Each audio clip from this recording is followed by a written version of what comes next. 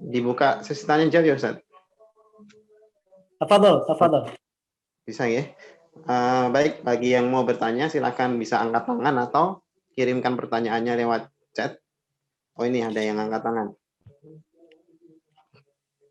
Biasanya kan pada saat ini usia anak-anak itu, apalagi yang laki-laki itu kan biasanya pola-polanya nih. Kadang-kadang tuh kalau pas, ya tahu sendirilah, kalau pas diajak sholat itu namanya anak, nanti takutnya itu kadang kalau mengganggu orang atau gimana ya Ustaz? Sebenarnya sih anaknya enggak mengganggu, cuman memang susah diem aja. Tapi mulutnya bisa diem sebetulnya, cuman ya itu dilihatin orang lah intinya itu Ustaz. Bagaimana nggih? Ya, ini pertanyaan penting dan ini pertanyaan yang terus berulang ya. Kita jawab Ustaz ya.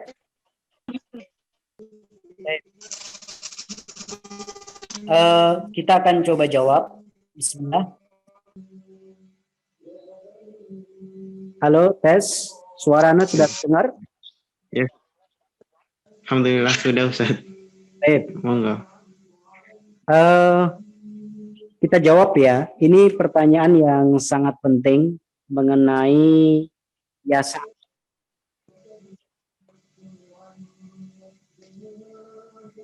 Ya. Jadi marhalatu tahbib dan marhalatu mumarasah ya, yaitu bagaimana kita sebelum ya 7 tahun itu sudah didahului dengan alatut ta'lim wa tafhim, yaitu fase menjelaskan dan memahamkan tentang urgensi dan kaifiat. Kemudian pada masa kanak-kanak yaitu marhalah tahbib, fase membuat mereka senang melaksanakan sholat, di antara metode sawab, yaitu beri reward kepada mereka ketika mereka melaksanakan sholat atau ikut melaksanakan sholat. Kemudian uslub al-mumarosah, yaitu dengan pembinaan, mengajak anak ke masjid, ya, mengajak anak melaksanakan sholat kita. Nah, ini ma'asyiral muslimin wa zumratal mu'minin yang kadang menjadi kendala bagi kita ketika mengajak anak kita ke sholat ke masjid, itu adalah anak kita yang masih kecil, yang belum bisa dikondisikan atau belum bisa anteng, ya. Bagaimana? Nah, pertama kita harus memahami bahwasanya mengajak anak ke masjid ini penting, ya, dan itu dicontohkan oleh Rasulullah Shallallahu Alaihi Wasallam. Meskipun itu mengganggu, bayangkan ketika Rasulullah SAW sedang sujud, ya, awalnya siapa? Hasan, ya, naik ke punggung beliau ketika beliau sedang rukuk, ya, sehingga rukuk beliau menjadi.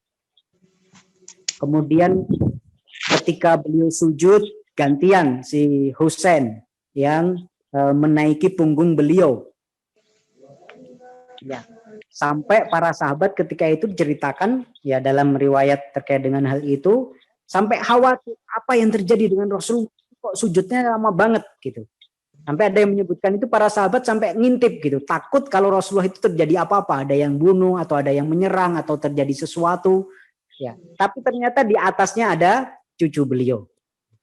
Ini tentu pelajaran kita. Memang namanya anak kecil itu ya pasti mengganggu gitu. Tetapi tetap dilakukan oleh Rasulullah dan dilakukan oleh Rasulullah, ya. Maka hal ini harus menjadi mindset kita bersama, ya, baik orang tua, takmir masjid ataupun masyarakat, ya. Ini yang pertama. Yang kedua, namun demikian perlu juga itu semuanya diatur, ya. Kemudian kita ajak anak kita, kemudian masing-masing keluarga mengajak anaknya, kemudian terjadi keributan, kegaduhan di masjid, tidak. Tetapi tetap diatur bagaimana orang tua mengkondisikan anaknya masing-masing. Ya, bagaimana sebagian masjid ada yang kemudian difasilitasi tempat bermain buat anak-anak yang masih kecil banget. Ya, di situ dia ada memori yang baik tentang masjid. Masjid ini adalah tempat yang enak, tempat yang membahagiakan, tempat yang membuat mereka happy. Mungkin juga itu tidak masuk dalam top, ya, tapi kita sendirikan hingga kemudian tidak mengganggu kita.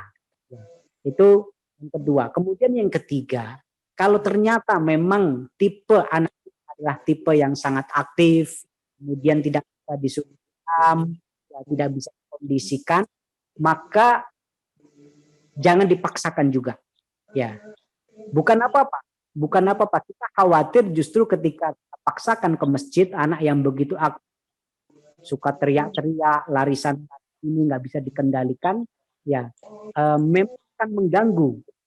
Dan kita memang harus siap untuk diganggu, tetapi jangan sampai kemudian mereka mendapatkan respon negatif dari jamaah yang lain. Ya, kalau nah itu biasa kalau ada orang tua bawa anak-anak, ya kemudian rame, ya teriak-teriak, lari-lari, itu biasanya yang lain sama jamaah-jamaah yang sepuh, yang tua itu habis salam langsung marah-marah. Ya, langsung ngata-ngatai siapa? Orang tua dan anak. Nah, ini kan justru malah tidak bagus. Ya, anak kita maksudnya kita bawa ke masjid untuk mendapatkan pembiasaan yang bagus, ya. Tetapi justru malah dia mendapatkan tadi emosi dari orang lain, ya, yang kemudian nanti kita khawatirkan justru akan terekam oleh mereka sebagai memori yang buruk. Ini tempatnya orang-orang galak, nah itu kan bahaya. Nah, maka ini perlu dilihat juga. Ya, kalau memang anak kita belum bisa dikondisikan, sementara jangan diajak. Tapi kalau bisa, ya itu tentu lebih baik, ya lebih afdol. Kalau belum bisa, mungkin dibiasakan sholat di rumah. Ya, maka di sini peran ibu setiap sholat itu kalau bisa ngajak anaknya. Ya, seperti itu. Kalau memang belum bisa dibawa ke masjid. Ya, ini para ayahanda, para ibunda sekalian. Kemudian Afan tadi ada satu potongan ayat yang terlewat, ya, dan ini sangat penting. Allah Subhanahu wa taala dalam akhir ayat itu menegaskan la nas'aluka rizqa nahnu narzukuk wal aqibatu littaqwa. Ya. Kami tidak meminta kepada kalian rizki. Ya. Justru kamilah yang memberi rizki kepada kalian, dan akhir yang baik itu bagi orang-orang yang bertakwa. Ya, ini ayat ini seperti tidak nyambung. Ya, pertama perintah untuk melaksanakan sholat, tetapi potongan ayat terakhirnya adalah penegasan bahwasanya kami tidak meminta rezeki. Ya, kami justru yang memberi rezeki kepada kalian. Ya, ini kalau kita tadabburi dari sisi parenting dan perintah melaksanakan sholat, menegakkan sholat dan mengajarkan kepada anak-anak, ini bisa kita simpulkan bahwasanya memang salah satu halangan yang paling besar dan paling sering dialami dalam komitmen dan disiplin melaksanakan sholat dan mengajarkan sholat ini adalah masalah rizki. Ya, yaitu kesibukan kita mencari nafkah, kesibukan kita bekerja, kesibukan kita melakukan aktivitas-aktivitas yang sifatnya duniawi, ya itu seringkali membuat kita menomorduakan sholat. Ya, membuat kita menomorduakan, memantau dan memerintahkan, mendidik anak kita menegakkan sholat. Ya, maka ini menjadi reminder kepada kita semua bahwasanya sesibuk apapun kita, ya jadikan sholat yang pertama. Sesibuk apapun kita bekerja, tetap perhatikanlah kualitas sholat anak-anak kita. Jangan pernah bosan, jangan pernah lelah. Ya, terus telaten, terus sabar, dan jangan emosi. Mungkin itu Ustaz, ada pertanyaan berikutnya? Baik, jazakumullah khairan jawabannya. Pertanyaan berikutnya dari chat. Saya bacakan ya, Ustaz. Saat ini anak sudah lewat fase itu. Bagaimana membuat supaya sholat bisa membawa mereka menjauhi yang mungkar dan berbuat ma'ruf? anak sudah lewat 2 fase itu, gimana agar sholat itu bisa menjauhkan anak dari ma'ruf, yang mungkar dan keji tadi.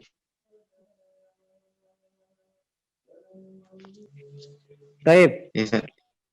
ada pertanyaan dan ini banyak terjadi ya ketika anak kita sudah melewati fase itu. Mereka sudah balik, ya apa yang harus kita lakukan? Ya penting untuk menggabungkan semua fase itu. Ya, tetap kita kalau memang dia kelihatan ada trauma untuk melaksanakan sholat atau berat melaksanakan sholat, ya perlu ada unsur tahbibnya, jadi buat dia senang dengan sesuatu pendekatan yang persuasif, ya. Kemudian perlu dipadukan juga dengan taklim dan tafhim, ya, diajarkan sholat. Ya, kalau kita tidak mampu panggil guru privat, kalau kita tidak mampu kirim ke lembaga-lembaga pendidikan yang mampu melakukan itu. Ya, kemudian harus dipadukan juga dengan tadi marhalatul amr dan marhalatul hazm, yaitu fase perintah dan fase ketegasan. Ya, itu kalau sudah terlanjur. Ya, tapi ala kulli hal ketika anak itu sudah memasuki yang namanya marhalatul bulugh, ya, fase dewasa, apalagi dia pada masa pubertas, ya, fase murahaqah, itu penting untuk lebih mengedepankan pendekatan yang persuasif, ya, dialogis, ya, dibanding pendekatan-pendekatan yang sifatnya tadi, ya, tegas, keras dan lain sebagainya. Ya, karena kalau kita perhatikan perintah untuk mukul itu sudah didahului dan itu jelas di situ Rasulullah SAW menyebutkan angkanya, yaitu usia 10 tahun dan usia 7 tahun. Nah, ini kalau kebablasan gimana Ustadz? Ya, nah ini penting untuk kemudian kita terapkan apa yang kita sampaikan tadi. Ya, digabungkan antara fase-fase tadi, tetapi juga disesuaikan dengan marhalatun numu atau tahap kembang anak kita. Kalau anak kita itu pada masa murahaqah, kemudian masa-masa buluk, itu penting untuk mengedepankan pendekatan yang persuasif, pendekatan yang dialogis, ya, karena mereka adalah masa-masa pubertas, masa-masa remaja itu, masa-masa dewasa itu sudah mempunyai keakuan yang tinggi, ya. Itu Ustadz yang bisa kita sampaikan. Lalu bagaimana ketika dia punya trauma? Ya, kalau dia punya trauma masa lalu karena emosi kita, karena kesalahan kita, itu penting untuk kita koreksi. Kita koreksinya ya dengan cara-cara tadi. Kemudian juga penting untuk diurai secara psikologis, ya, agar traumanya itu hilang. Ya, ada trauma healing di situ. Kemudian di alam bawah sadarnya tidak menyisakan kenangan-kenangan yang buruk tadi. Jadi perlu diurai secara psikologis. Ya, kalau perlu dibawa ke psikolog dan lain sebagainya itu penting. Ya. Itu Ustadz, jazakumullah khairan. Baik begitu nggih untuk jawabannya. Semoga bisa dipraktekkan dan berbuah hasil sesuai harapan gitu. Baik, masih ada pertanyaan? Masih bisa Ustaz? Tafadhol, Ana siap. Ya, oke. Ini agak panjang. Kalau kita punya tetangga atau saudara kita ada memiliki anak dan di sekolah di swasta tahu tentang agama, tapi di sisi lain orang tuanya jarang sholat dan anak pun juga jarang sholat dan sampai berani kedua orang tua. Padahal kita sudah menasihati anak itu, tapi tetap perilakunya tidak berubah. Padahal anaknya sudah balik. Sebaiknya kita sebagai tetangga atau saudara yang menghadapi masalah seperti itu, bagaimana Ustaz? Ya.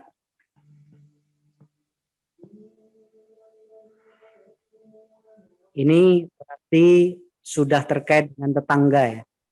Tapi ala kulli hal ini, yang pertama kita harus mempunyai pemahaman bahwasanya abnaul muslimin, anak-anak kaum muslimin itu anak-anak kita juga. Ya, ini penting, mindset ini penting. Jadi meskipun mereka bukan anak-anak biologis kita, tetapi kita sebagai kewajiban kita sesama muslim, ya penting untuk kemudian melakukan tawasau bil haqqi wa tawasau bis sabr. Ya, dalam hal ini bagaimana kita menyikapi anak-anak orang lain, ya bayangkan mereka itu adalah anak-anak kita sendiri. Ya, anggaplah mereka itu adalah anak-anak kita sendiri. Maka hal-hal tersebut di atas kalau kita lihat waktunya sholat, kok anak-anak masih main, misalnya kita ingetin yuk nak sholat, ya. Dan seperti itu yang dicontohkan oleh Rasulullah Shallallahu Alaihi Wasallam. Beliau tidak membeda-bedakan antara anaknya sendiri dengan anak-anak para sahabat. Ya, ketemu setiap anak-anak para sahabat dan itu adalah persaksian dari Anas bin Malik. Beliau selalu menyapa, ya, mengucapkan salam secara khusus kepada mereka, bahkan mengusap muka mereka seperti kelembutannya dan perhatiannya itu kepada anaknya sendiri. Ya, itu yang pertama kita lakukan. Tapi penting juga bagaimana kita memberi edukasi juga, mengingatkan juga kepada orang tuanya. Ya, ini juga penting bukan hanya terkait dengan kebaikan orang tua tersebut dan anaknya, tetapi ketika dia menjadi tetangga kita, ketika dia menjadi teman dari anak-anak kita, itu penting kita juga untuk melakukan perbaikan agar anak-anak kita tetap berada dalam lingkungan yang kondusif untuk menegakkan sholat, ya mereka tidak mendapatkan yang namanya rufaqo usu, ya teman-teman yang buruk, ya. Jadi ini juga sebenarnya dalam rangka untuk menjaga dan mentarbiyah dengan baik anak-anak kita. Barakallahu fikum. Baik itu nggih. Ada lagi pertanyaan lain? Sepertinya udah terjawab semua atau ada yang terlewat? Silahkan dicat ulang. Jika memang tidak ada atau mau ada yang langsung bicara silahkan. Jika memang tidak, kita akhiri.